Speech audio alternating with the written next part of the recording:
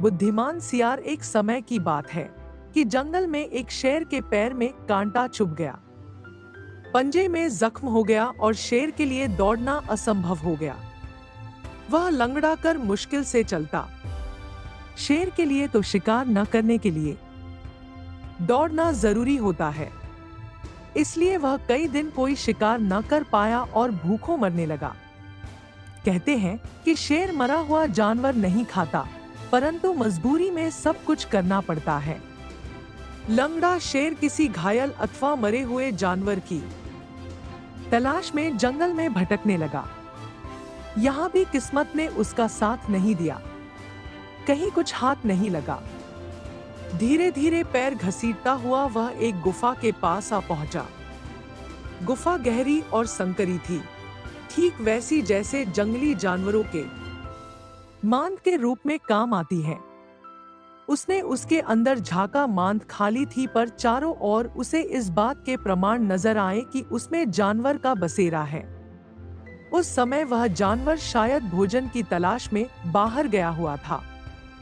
शेर चुपचाप दुबक कर बैठ गया ताकि उसमें रहने वाला जानवर लौट आए तो वह दबोच ले। सचमुच उस गुफा में सियार रहता था, जो दिन को बाहर घूमता रहता और रात को लौट आता था। उस दिन भी सूरज डूबने के बाद वह लौट आया। सियार काफी चालाक था, हर समय चौकन्ना रहता था।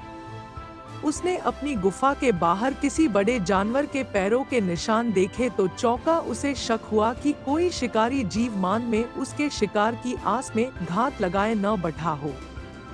उसने अपने शक की पुष्टि के लिए सोच विचार कर एक चाल चली। गुफा के मुहाने से दूर जाकर उसने आवाज दी, गुफा, ओ गुफा।